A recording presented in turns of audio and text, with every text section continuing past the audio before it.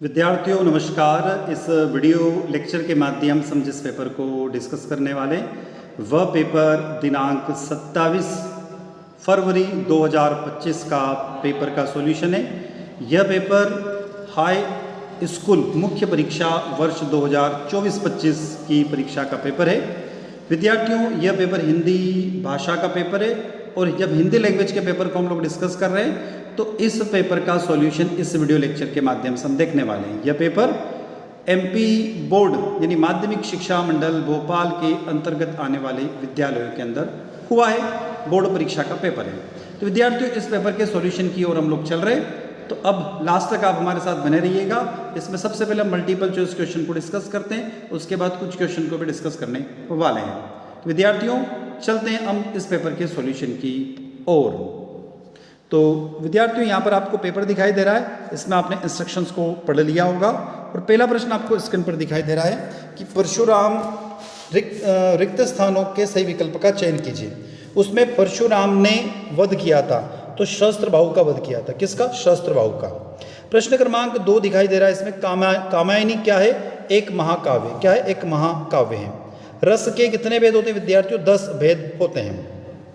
बाल गोविंद भगत की अवस्था 60 के ऊपर थी। कितनी थी? 60 के ऊपर।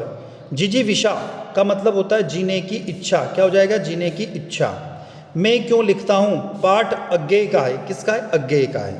तो ये प्रश्न क्रमांक 1 के जो 6 प्रश्न हैं रिक्त स्थानों की पूर्ति, आई होप आप लोगों ने सही किया होगा। अगला प्रश्न हम देखते हैं, प्रश्न क्रमांक 2, सत्य असत्य का चयन कीजिए आप लोग। तो पहला है यहाँ पर कमल तालाब को छोड़कर आकाश में खिलते हैं, तो ये गलत है क्योंकि कमल तो तालाब में खुलते हैं, तो ये फॉल्स हो जाएगा, रॉन्ग स्टेटमेंट है, गलत है, असत्य है। दूसरा, चौपाई छंद अर्धसमात्री के तो नहीं, ये भी गलत है। शीला अग्रवाल मनु भंडारी की माँ थी, नहीं, उनकी शिक्षिका थी, ध्यान रखना, क्योंकि उनकी माँ का नाम तो अनूप कुमारी था।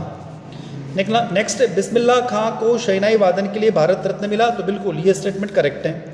जिस भाव में किसी काम को करने या होने का बोध होता है उसे हम लोग क्या कहते हैं? क्रिया। तो स्टेटमेंट भी करेक्ट है। तो चौथा करेक्ट है, पांचवा करेक्ट है और छठा सभ्यता संस्कृति का परिणाम है, ये भी करेक्ट ऑप्शन यानी कि सत्य है। तो इसमें शुरुआत वाले 1, 2, 3 तो असत्य है और आखिरी वाले 4, 5, 6 सत्य हैं। विद्यार्थियों हम चलते हैं यहाँ से जोड़ी बनाओ की तरफ। तो प्रश्न क्रमांक 3, सही जोड़ी लिखिए। तो पहला प्रश्न जो है सही जोड़ी का संगतकार, इसका हो जाएगा मंगलेश डबराल, पहला हो जाएगा इसका मंगलेश डबराल। छंद के प्रकार, तो इसका हो जाएगा छंद 3 प्रकार के होते हैं। कितने? 3 प्रकार के।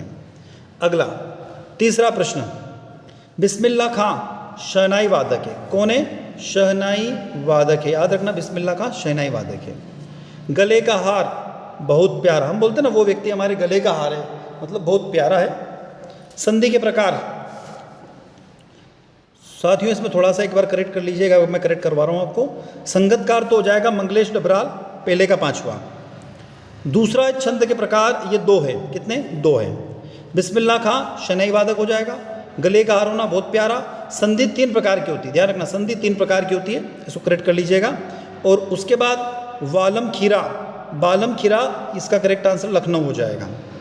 तो ये जोड़ी आप एक बार करेक्ट कर लीजिएगा। आगे चलते हैं, प्रश्न क्रमांक 4, एक वाक्य में उत्तर लिखिए। देखो किसकी आभा अट नहीं रही है? तो फागुन की, इसमें करेक्ट आंसर हो जाएगा फागुन, आपको लिखना होगा फागुन। दूसरा प्रश्न है, प्रबंध काव्य के कितने भेद होते हैं? तो 2 भेद होते हैं विद्यार्थियों। कितने? 2। एक होता है महाकाव्य, एक होता है खंड काव्य। एक महाकाव्य, एक खंड काव्य। प्रश्न क्रमांक 3, नेताजी सुभाष चंद्र बोस की प्रतिमा कहाँ लगवा दी गई थी? तो कस्बे के मुख्य बाजार के मुख्य चौराहे पर लगी थी, ध्यान रखना, मुख्य चौराहे पर। यदि आप मुख्य चौराहे लिखोगे तो भी सही आंसर होगा, और कस्बे के मुख्य बाजार के मुख्य चौराहे पर लिखोगे तो भी करेक्ट आंसर होगा। काला अक्षर भेष बराबर का अर्थ क्या होता है? अनपढ़ होना। क्या होता है? अनपढ़ होना। बाबूजी राम नाम बही में कितनी बार राम नाम लिखते थे? तो करेक्ट आंसर आ जाएगा 100 बार। कितनी बार? 100 बार आंसर हो जाएगा इसका। अगला प्रश्न, साना साना हाथ जोड़ी पाठ के आधार पर पहाड़ी कुत्ते कब भौंकते हैं? तो चांदनी रात में। क्या लिखोगे आप? चांदनी रात में, ध्यान रखना।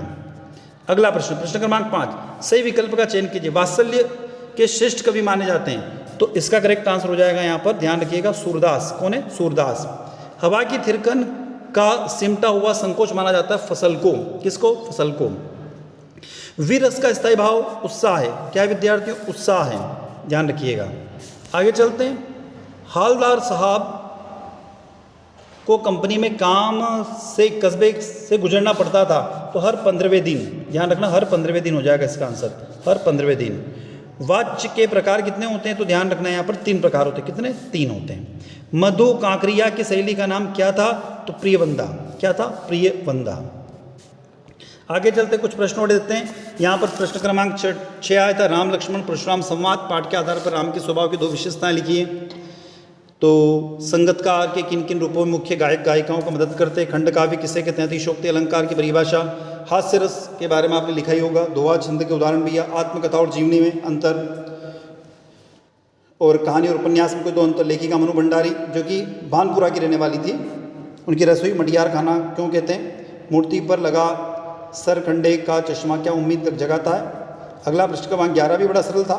12वां भी सरल प्रश्न है। मनु भंडारी के लेखक परिचय और स्वयं प्रकाश के बारे में लिखना था आपको। एक और निम्नलिखित वाक्यों को लिए एक शब्द लिखिए जिसके आने की तिथि का पता ना हो, उसे हम लोग अतिथि बोलते हैं। और जो सब कुछ जानता हो उसको हम क्या बोलते हैं? कमेंट बॉक्स में कमेंट करके बताइएगा। देशभक्ति में कौन सा तत्पुरुष समास हो जाएगा? देश के लिए भक्ति। गंगा जमुना में द्वंद्व समास हो जाएगा।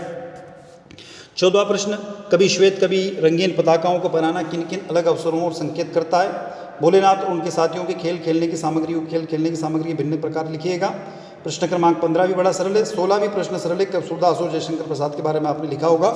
18वां प्रश्न आपको दिख रहा है, नव शंभु बंड निहारा वाला, ये भी अच्छा सा प्रश्न है। प्रश्न क्रमांक 19 वाला भी सरल सा प्रश्न है। 20वां और 21वां भी आप देख रहे हैं प्रश्न। तो सभी प्रश्न जो इसमें आए बड़े सरल से प्रश्न थे।